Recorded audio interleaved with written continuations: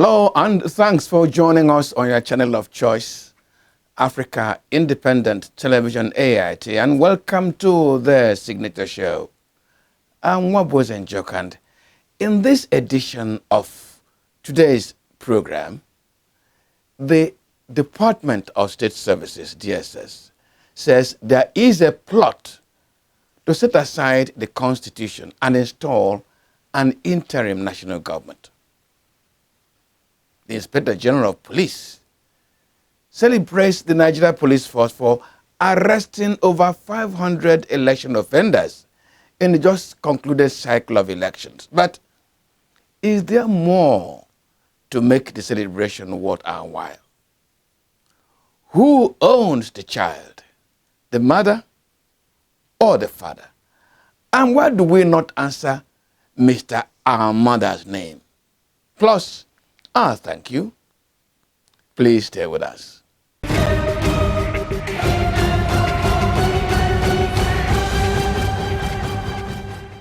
Now, for more than 2 years in the run-up to the 2023 elections, even on this program, a number of Nigerians have queried the 1999 Constitution. They have attributed the structural challenges confronting the Nigerian Federation to the structural imbalances and power inequity foisted on the nation by the 1999 Constitution.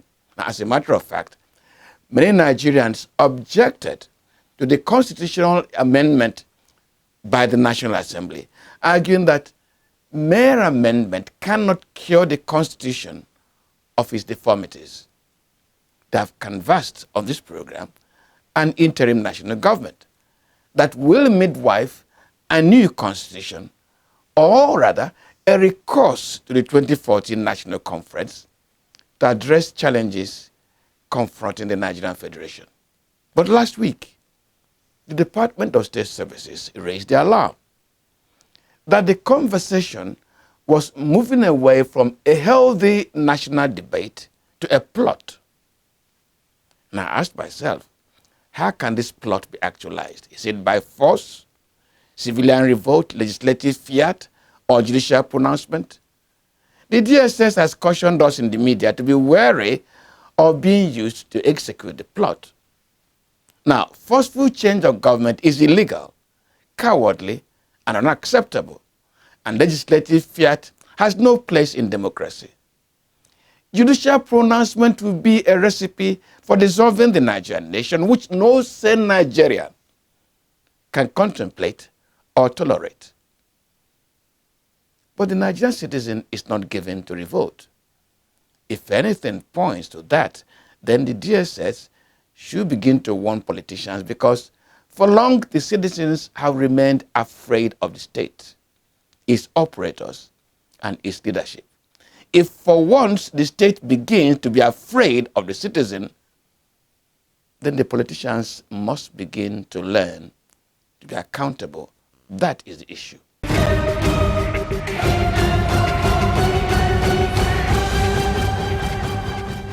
From the DSS to the Inspector General of Police, who last week told the nation that the force did well in apprehending many people who attempted to undermine the last set of elections. Congratulations, IGP. But did it occur to the police boss that elections in many instances became contentious because senior police officers were involved in violently undermining the election, creating a situation where the courts are now, and not the people, are now to determine our political leadership? The police, power struggle, and national stability. That is the subject of our conversation this Sunday. Please stay with us.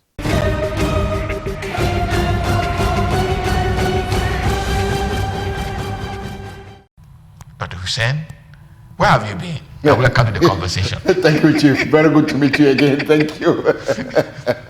Yeah. Doc, you heard me. What is wrong with Nigeria Police Force? Thank you. I think this is a very pertinent question, and sometimes it's so difficult to have a grasp of some of those things. We're dealing with a major crisis in the country and in most developing society, which actually have to do with institutional capture. That strategic institutions of the state that are expected to serve the collective can be captured by a few who control the levers of power and therefore use that institutions to achieve whatever they aim to achieve. And I think this is one of those things that happened to the police. But before I get there, I also think that a lot about the police is also historical. The history of the Nigerian police, right from the colonial time, it was never established as people's policing institution. It was established as a repressive institution of the colonial state. And therefore, colonial pacification, repressions were deeply undertaken and used, and the police were the major instrument that were used to actually achieve that. And that has become deeply part of the police training and the orientations. And the understanding that they have been given is actually to protect the state. But they can actually not, historically not been able to differentiate between the state as an institution and the people who are responsible for running the institutions. And therefore, security is defined within that narrow confines of the security of the people who are in charge than the security of the collective. So even in post-independence, we graduated with that history, with that structure, with that system, and with that kind of training. It may surprise you to know that, look, a lot have not changed in terms of the laws, even the police act, despite some of that it has a history. The history is from the colonial time.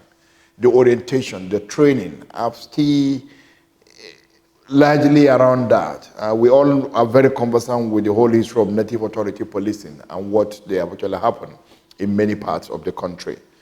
So I think even when we transited to civil rule, during military, we also know what the police suffered as an institution.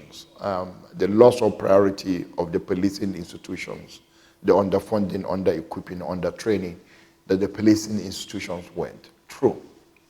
I think when we transited to civil rule, we also did not invest enough into the civilianization of the police and also ensuring a more democratic control of not just the policing institution, but even of the armed forces. And many times, it is not the institution itself, but it is the individuals within those institutions, which many times we are also not able to separate.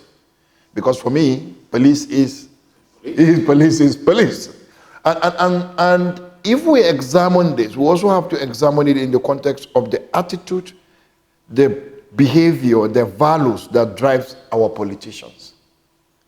Because it takes some of those desperate politicians to procure this police to actually do some of those things that we don't describe. John, you mentioned that on 5 occasions. Yes. This country has tried police reform. Yes.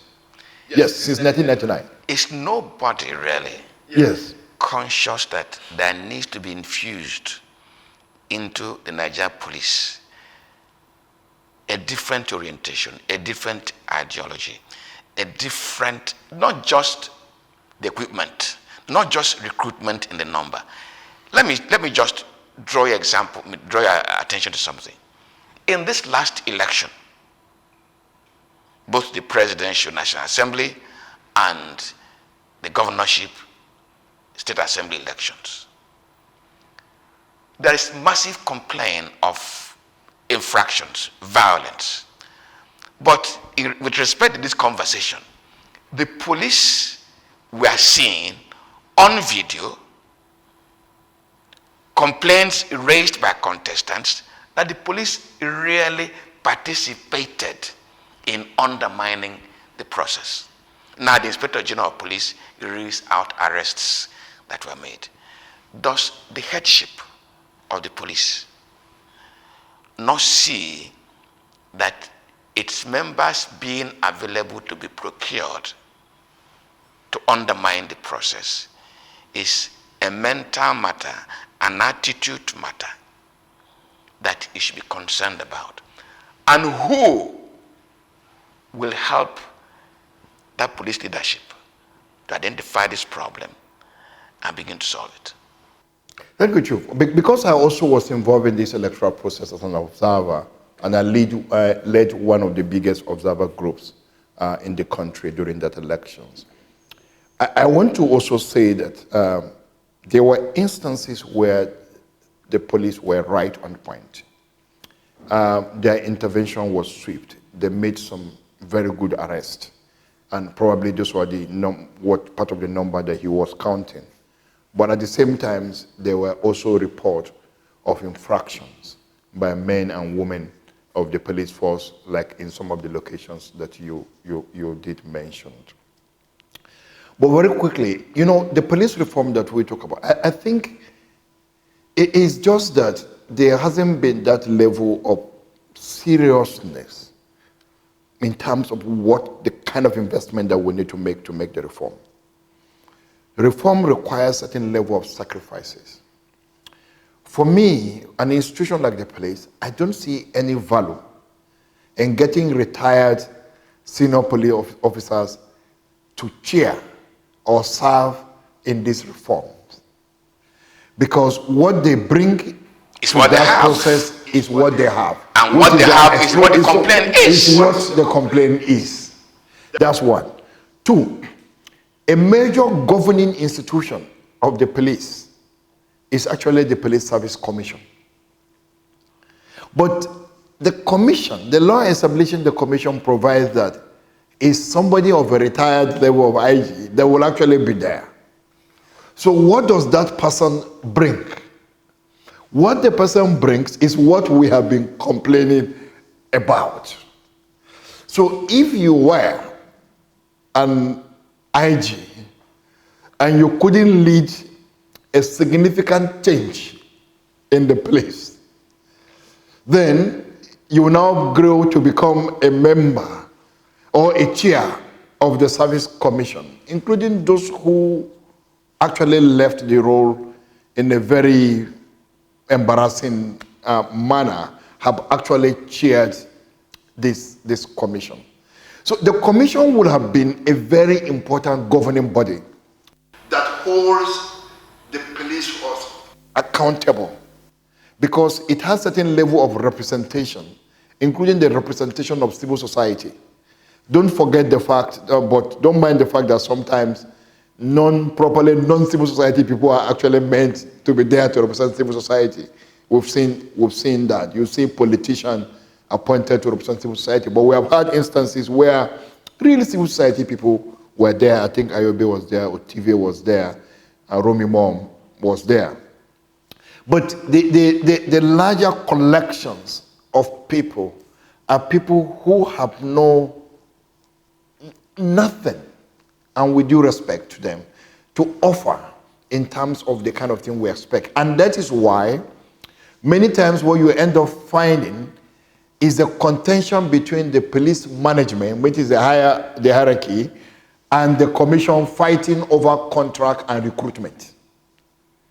All true. What we just hear is quarreling over who recruits into the police force. And because the recruitment process in Nigeria is an opportunity for patronage distribution. You go to your village, you pack people to come and join the force, and then you become a celebrity in your village because you have helped people to join this force. But in all honesty, is that the system has been breached and therefore contribute to compounding the kind of crisis that we have. So let me give you a scenario. The police force is a federal institution. Yes. the commissioners of police report to the Inspector General of Police. Yes. How come a governor is able to procure the police within his jurisdiction and use them for all manner of? Yeah, again, what the commissioner of police will get from the governor in a state, he can't get it from the center. He cannot get it from the center. And therefore, when he's dealing with the governor, there's a lot involved. One is that the governor is the chief security officer of the state. And therefore, he actually have to work very closely with the commissioner of police of that state. Understandably so, that's fine. But to get them to do something that is illegal, it takes certain level of fraternity and certain level of resource investment to get that. You are being economical with the word. Yes. No, it is inducement. Yeah. A resource investment. Okay. You have been very fine about it. Yeah, okay. I didn't just want to be very flippant with my words, so I was just trying to be very choosy with the way I select my words. Yes, it's to induce that, for that to happen. And again, look, even the commissioners are conscious of the fact that sometimes they are left between the devil and the deep blue sea. They may not comply, and we have seen examples of those who fail to comply. But in some cases, they get moved from that state and replaced with a playable person. Do you understand? So sometimes a lot of them, with certain ethical challenge, we easily cave in. And then those of them who are strong, and we can give example of one or two, there are not many of them, but we have seen examples of those of them who actually stood their ground on certain things. There is a particular commissioner of police in Kano during the 2019 general election. In Kano, popularly they call him Shingan. And he was excellent man from Gombe and stood his ground on certain issues. Even during these last elections, there are examples of some of them who stood their ground on certain issues. Some got removed and replaced and all that. And we have seen also the rapidity. If we check some states, and I don't know how many people have done that analysis, there are some states that have had about 3 commissioners probably within 2 months in terms of those movement. I think part of our job is to find out where was that kind of rapid changes in the commissioners within a state. So all these things happen, and that is what informed the kind of control that the governors have. But to be honest, the nature of our democracy in Nigeria since 1999 is that it's actually state governors controlled. It's largely state governors controlled. They are very much in charge. The way they exert power, it's not the same as the way even the president of the country does. In fact, what governors do and get away with it, the president cannot try it. Because the national attention is more on the center than it is on the state. And people forget the fact that the state is probably more important to us than actually the center, including the resources available to the state. So we're not paying that attention, and the level of impunity at the state level is deepening, and people are not being held to account. So I think the policing conversation is a major conversation, because it has a very good connection with the quality of our democracy. This morning, as I was driving and dropping my kids in school, and then I heard a civil society group has gone to give an award to the Inspector General of Police, Usman like Alibaba. I congratulate him. But my sense is, and they were speaking about how excellent he has been. Of course, I haven't invested in assessing his performance per se, so I'm not in position to pass judgment on that. But I find it a bit curious that a civil society group, I can't remember the name of the group, but they're giving an award. And here, me and you now having a conversation in terms of what the police are doing right. Now, Doc, I'm looking at now who and what we should be doing for the police. Let me start with who. If the governors can procure and use the police the way they are want to do, if I become upwardly mobile and can have some millions of naira to throw around, I can procure some police officers to accompany my wife to the mall. I'll tell you a very interesting story. The wife of my cousin confronted me in the village some 3 years back and said, that's my uncle, each time you come home to the village, you're just driving and there are no policemen accompanying you. I've known you all these years. But look at this boy of yesterday who's gone to Lagos. He's bought a big car. Each time he comes home, there are 3 armed policemen at his gate. Have you not arrived at that status that policemen should be seeing you home? In other words, our Nigeria police, even in the eyes of the illiterate woman in the village, police have been reduced to a status symbol. Unfortunately, that is what it is. If you are an artist, a musician, Nollywood or whatever, you can hire the police.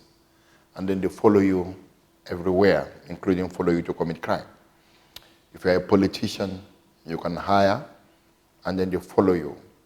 And the number of policemen we actually have in the country is so low to police even the country. Probably less than about 350,000 men and women of the forces. And the kind of crisis we're dealing with in different parts of the country is enormous, that number is not even enough. But we see people that we invested public resources to train, serving individuals, including aiding and abetting the crime that some of them commit. And for me, that's the unfortunate part of it. So to have a police on your escort or sitting in front side with your driver is a sort of symbol. It tells you how important you are. And we'll see that many times. Look, some of the smuggling that takes place in our borders are done with customs officers seated in front of the vehicle. The smugglers procure them.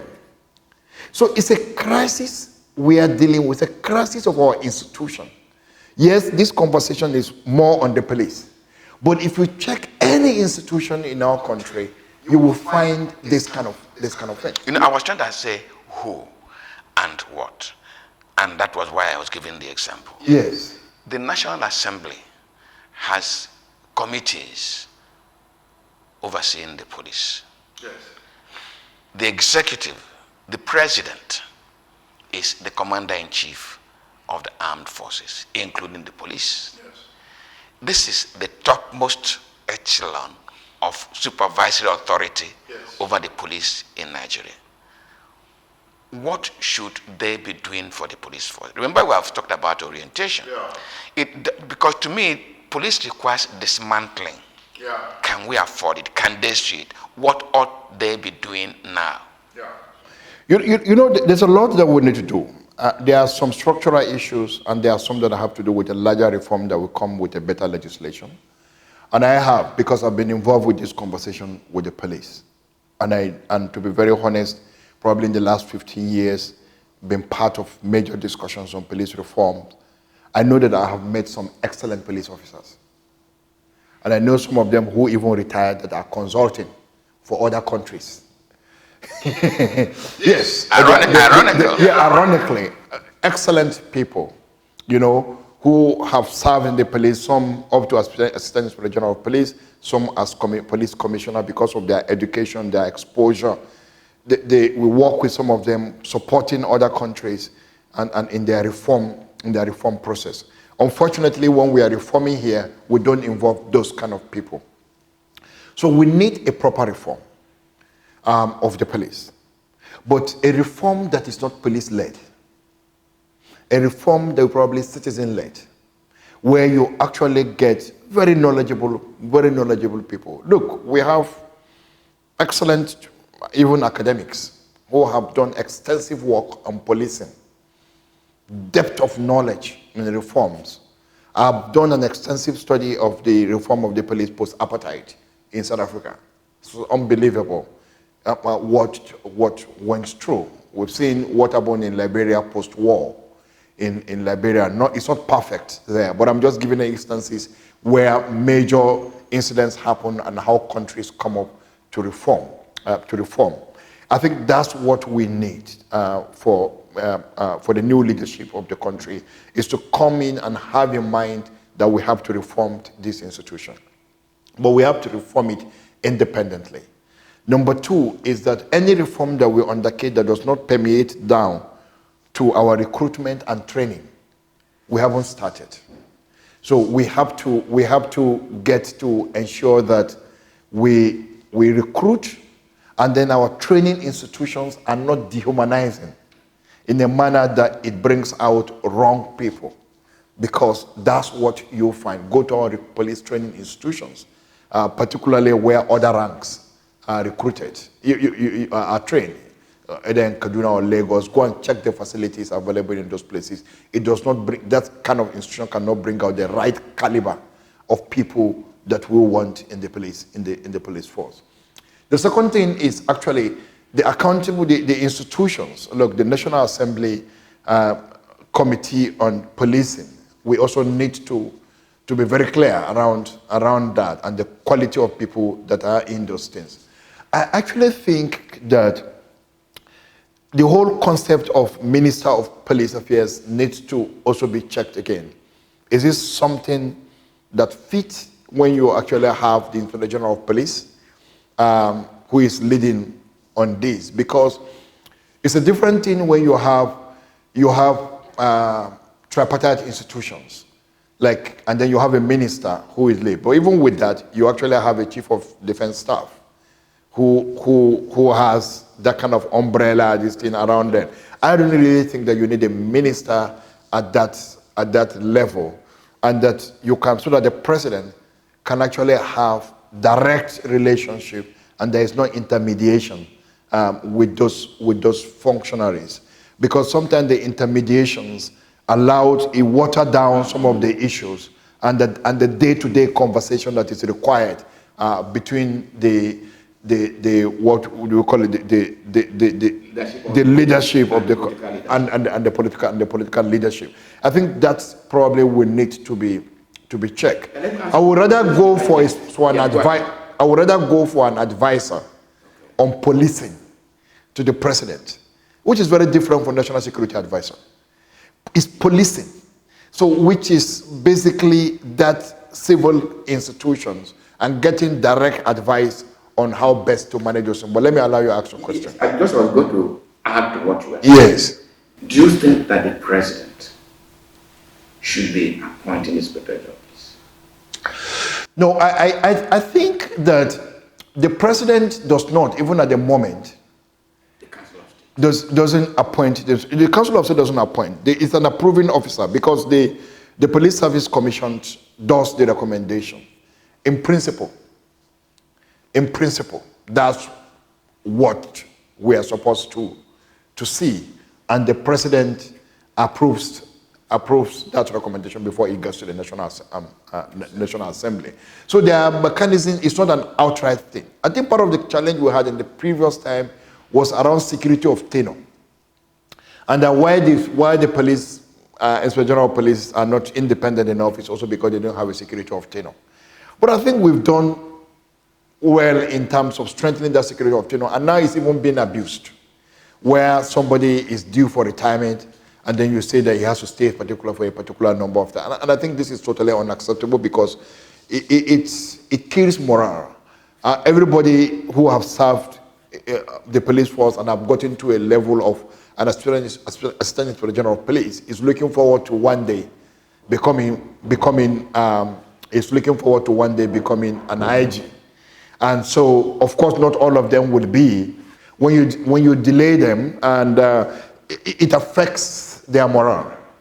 So I think it's what we need to deal with. There can be a process. There is no way you can I would probably not like to be in a country where the head of the country is not involved in the appointment of the major security position around it. But there can be accountabilities around that system. It's a practice.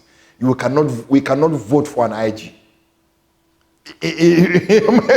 We can't throw it out and say let's vote for an IG. So the president will still have to be involved, because ultimately the person still reports to the president. Somebody says to me, yes, this attitude thing you talk about, yes, that there's one stroke that can glide, yes, change the name of Nigeria Police to, instead of the Nigeria Police Force, to the Nigeria People's Police.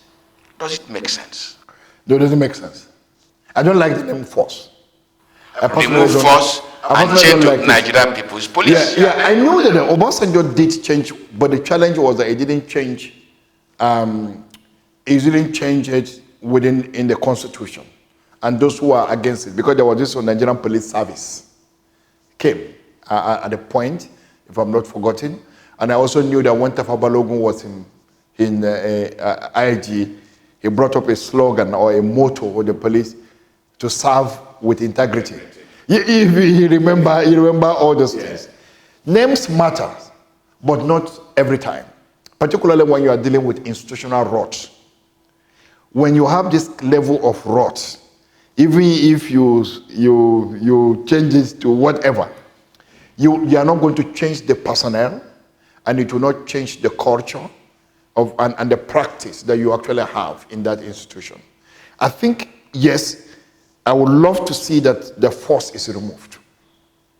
Not because I believe that will change everything, but because I believe that you can use that removal to re-educate people, to recognize more what the role of the police actually is. But the police has been a repressive institution, unfortunately, and historically. And that's what we need to transform. Changing the name alone will not change everything. I actually think you need to take some more drastic action in terms of personnel. I actually think that you need to bring civilians into the police. You need to get more civilians to go into the training institutions. That the training of the police, the teaching, the classroom work in the police institution is actually done by civilians, and the physical drill is done by the police. I believe, and I have shared several examples of where reforms in the police institution, including in South Africa, was led by civilians, actually appointed into those roles, and you are able to drive major changes without those encumbrances of hierarchy. And you begin to define hierarchy. You are still going to work with some critical police officers at that hierarchy. You are still going to work with some civilians that you are actually going to bring into the system. But it sends a significant messaging in terms of what it is. Look, I have police friends who actually don't believe that there is a civil institution. Because it is police. Because it's force. Yeah, I remember in those days, even where during military rule, where police don't mind being categorized among the armed forces.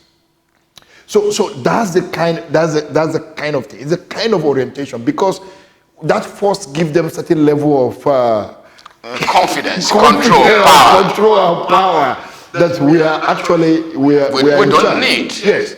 And then the other one is that how do we use our reform to deal with some of those frivolities that we have in terms of the policing bodies, like civil defense?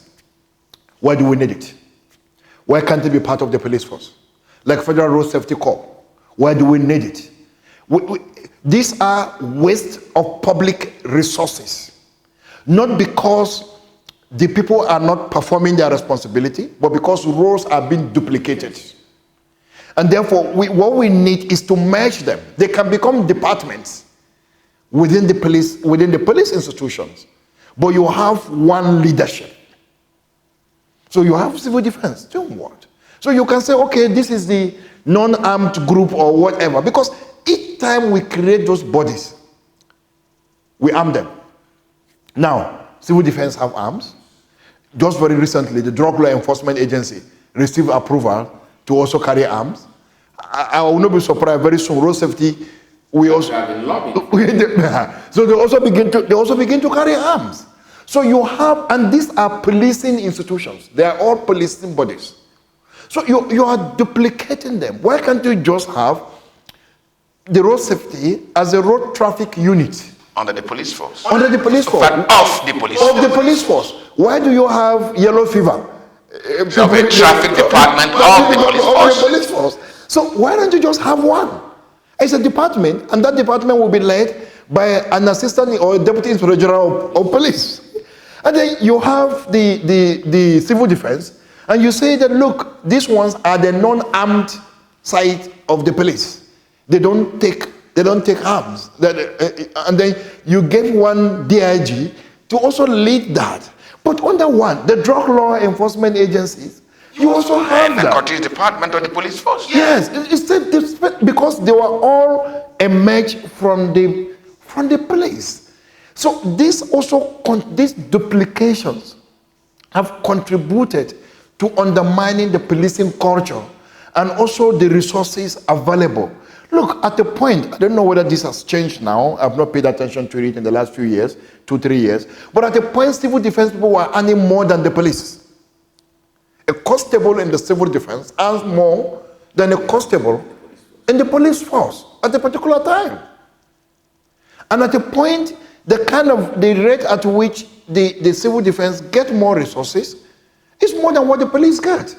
Because in the National Assembly, the civil defense has become a body that gives jobs to National Assembly members. So if you your people in your village are disturbing you for job, you just go to civil defense, and civil defense will open the door and they'll give them jobs. And so the National Assembly even attempts, because I will also be involved in that process in the past, to get this merger done, is the National Assembly members that carried it. Because the ease at which they will get young people recruited into the civil defense is not the same thing as the way they will get into the police. So they don't want it. They want the civil defense to remain. The present federal police. Yes. Is it enough to serve and service the needs of the nation? No, I don't think it's enough. Now, the president and those at the federal level, yes, have raised concerns from history, yes, that lower level police structure belonging to the states, reaching the local governments, have always constituted a political menace. Valid point. Have we grown past that, and therefore do we need lower level policing? No, we need lower level policing. We have not grown past that, but I think that we can put up an institutional mechanisms that will probably help to manage. I think as a country, we need to recognize that in policy making, we will make mistakes. And then we need to learn from those mistakes and correct them. But we cannot be a country that is afraid of its shadows. I think part of the crisis we are going through, that we've not been able to deepen anything in our democratic process, is that we are so afraid of our shadows. Fear. This will happen if this happens. This will happen if this happens. And they are valid fears. Somebody will ask you, look, why are the state electoral commissions not performing? For me, if you leave me, I will strengthen the state electoral commissions and allow the state electoral commissions to conduct every election at the state level. The National Electoral Commission will only... Presidency and National Assembly. Yes, even the presidential elections will be conducted, managed by the state, and then collated by the center. But you say that, I raised that recently, and somebody said, my goodness, that's crazy. These are people who will not even allow local government elections to hold. But it's because we didn't pay attention to it. I always give example of Judicial Service Commission. So when you have lower level policing, you have to broaden and change the responsibility of the Police Service Commission. And that actually means that the policing, even though the lower level police structure are managed by the state government, but recruitment and appointment will still be managed by the Police Service Commission. And that helps to manage some of the control issues. We've seen sometimes the Judicial Service Commission go into running battles with the state. But the Service Commission still finds its way. You know, the Service Commission could, maybe a Chief Justice of a state is wrongly appointed, and the Service Commission stood its ground and said no. So judges are appointed by the Judicial Service Commission, even though it's a state service. So I think that that mechanisms will actually help to manage some of this situation. But I believe that with the kind of crisis we are dealing with as a country, and also the need to deepen our federal system, we just have to do this. So that even when the governor is controlling the police, he's controlling his own, not our own. And then we can use our own to counterbalance his own. Because we can even arrest his own and detain and prosecute his own. So I really think that if we think deeper and we put up the right structures, we may be able to do that. And I think any reform that we are going to have in future must take this in mind. And I don't think this time around it will be as contentious as it was in the past. Dr. Do you think that this is a conversation? Pardon my language. Yes. I do not know that it's right. Yes. Is it a conversation of no reproductive consequence? I think they have the depth of thought and strength to understand what we are talking about. I think some of them are actually concerned about the state of the nation. I think there are some of them who actually wants to get this country right, on track. But I also believe that there are vested interests. And vested interests are not necessarily the people that are in charge. They may not actually be in this institution. They may not, but they are interested parties. And they have significant capacity to sway things. And so the challenge have always been about the challenge of vested interest and making things or reforms and changes difficult. Thank you very much. Thank you, Chief. Very nice to have you around and good to have this conversation.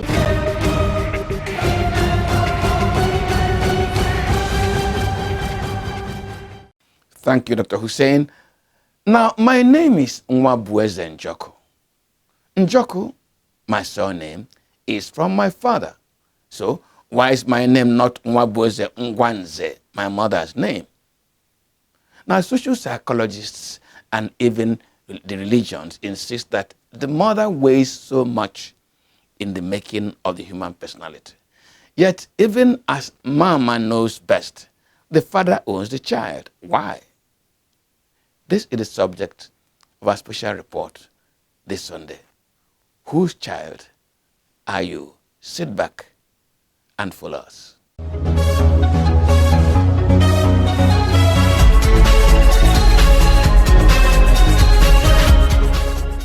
There is a new fad in town. Marriage, not for me. I just want to have a baby and live my life. But whose baby will that child be?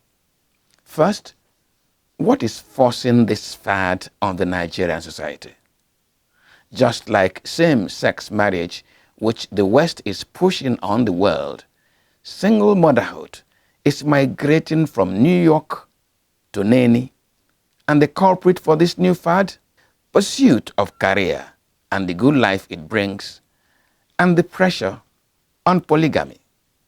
So, no girl today wants to hear of being a second or a third wife, even when the prospect of a respectable and stable married life is sure, and my man is nowhere to be found.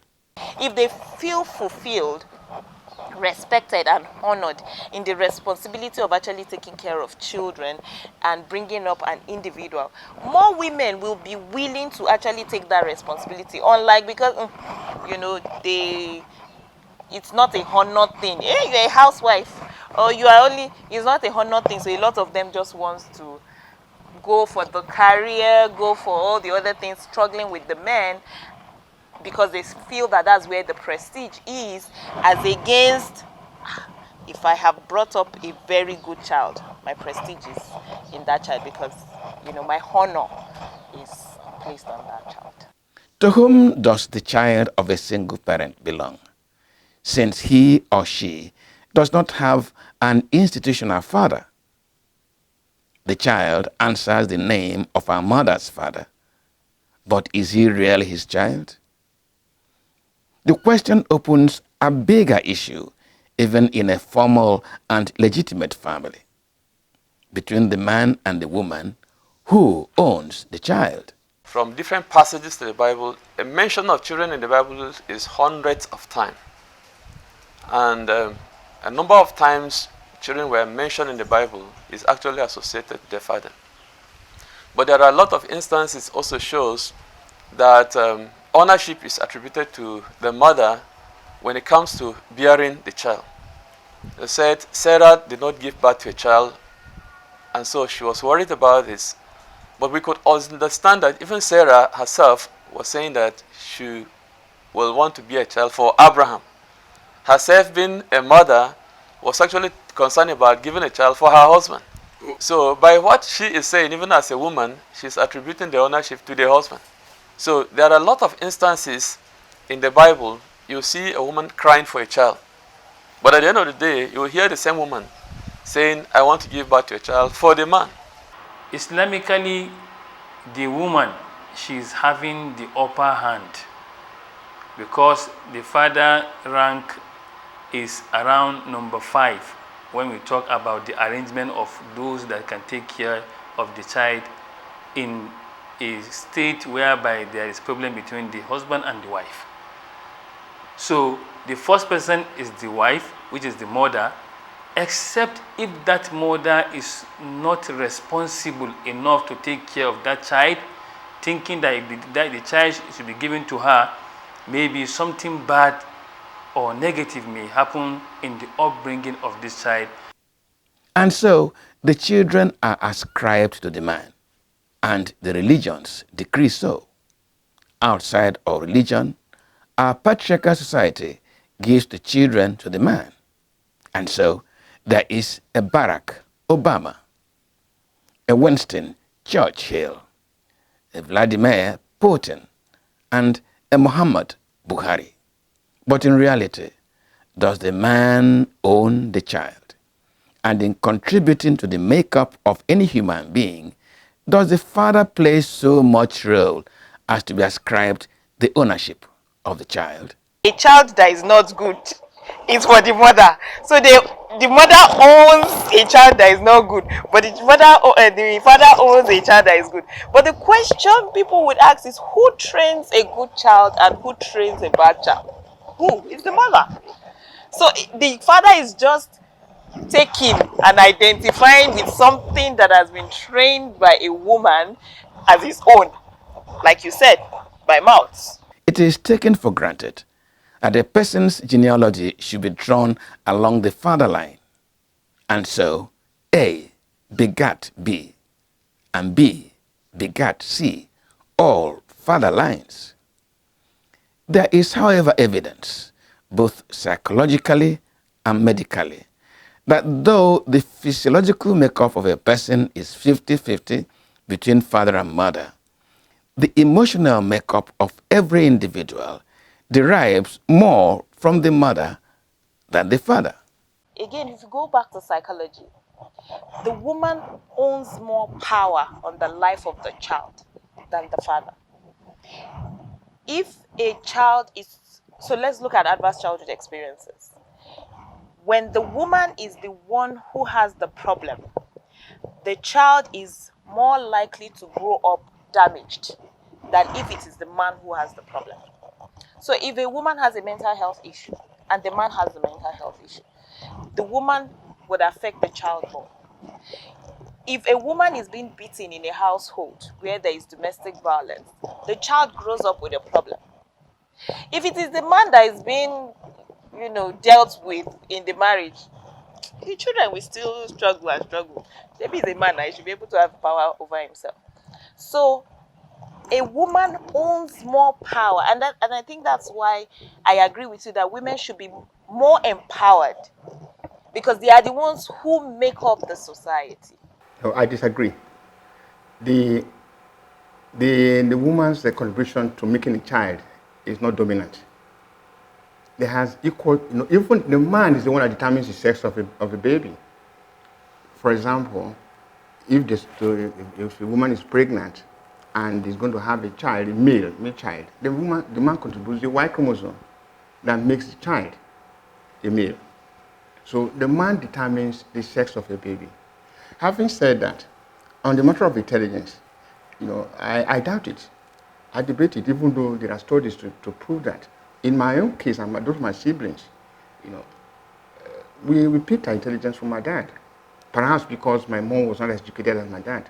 But even naturally, I knew my dad has this native intelligence, with or without his education. So that is debatable. There are reasons why children are more emotionally attached or bonded to their mothers than their fathers. For instance, while in the womb, the child is carried there for 9 months. The father has no role to play. And the child gets used to the sound beat of the mother, of the hands of the mother. So much so that when the child is delivered and the child is crying and the mother carries the baby on her chest, the baby says, "This is home," because the sound of the hand becomes familiar. Then, having said that, the child is also fed. We doctors, advise mothers to put their babies to the breast as soon as they are delivered to create a bonding. And this bonding goes on for 1, 2, 3 years. Besides, the father doesn't play, an active role in raising the children, because most times, most fathers are absentee fathers. They leave home in the morning, they return late in the night. So there's no time to impact their own, behavior, attributes to the children. So the children, because they are closer to their mothers, they tend to pick up their characteristics more than their fathers. So it does not in any way, detract from the fact that the father is the owner of the child or contributed equally to the making of that child. So, is society fair to glorify the man than the woman? And why do people not answer Dr. Abdullahi Rukayat or Chief Mwabweze Ngwanze? Mothers' names are surnames. Part of the world, in Nigeria, we adopt the patrilineal system of inheritance. In places like Ghana, it is the matrilineal system. Now, there's a reason for adopting the patrilineal system, because we here marry our wives. We pay the bride price and do all necessary rights, and then you become our wife. So the product of such a union should be owned by the man who has it's like when I invested in a company and it comes out, and the profit comes out, I should benefit. So that tax belongs to me, not to somebody else. Who I settled the parents before I married home. I'm not saying mother does not have a part. They are also part owners. I'm not saying that. But the major owner, the have majority shareholder and minority shareholder, the majority shareholder of the child is the father. Maybe with the fad of single motherhood catching up, and with both medical science and psychology identifying the mother as contributing more in creating individuals in society, the mothers may have it, getting their due for all they do for society. And so here come Bola Ahmed Magaji, Peter Okute Agnes, Jeremiah Obafemi Mary, and Benjamin Nnamdi Rachel.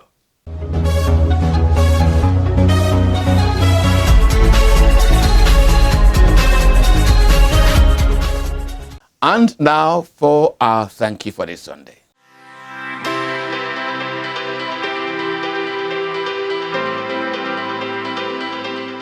Well, Prince Nikombaga, he had featured on this program before, but he gives a fitting icing on the cake of our special report this Sunday. And so this is Sweet Mother, to thank our mothers and our wives for contributing so much in the making of the man.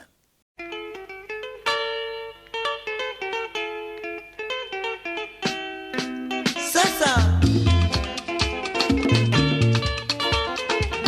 Rockabilly just presenting you Sweet Mother. Sweet Mother, I no go forget you for the suffer way you suffer for me. Sweet Mother, I no go forget you for the suffer way you suffer for me.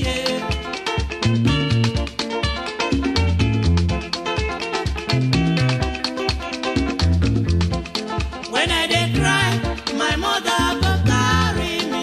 She go say, my pikin, wetin you dey cry, yo yo. Stop, stop, stop, stop, stop, stop. Make you no cry again. Oh.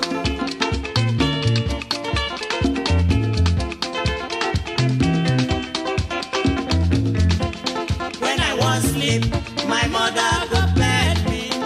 She go lie me well well for bed. Oh. She cover me cloth, say make you sleep, sleep, sleep, my pikin. Oh.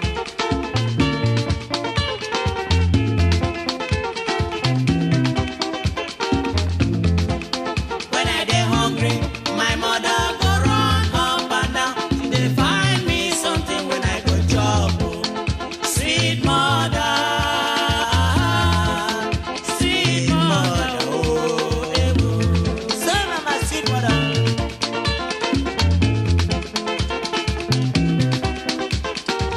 When I dey sick, my mother go cry, cry, cry. She go say instead when I go die, make she die. Oh. She go beg God, God help me, God help me, my pikin. Oh. Oh, my mother. And that's our program for this Sunday. My name is Mwabose Njoko and not Mwabose Nkwanze. Good afternoon.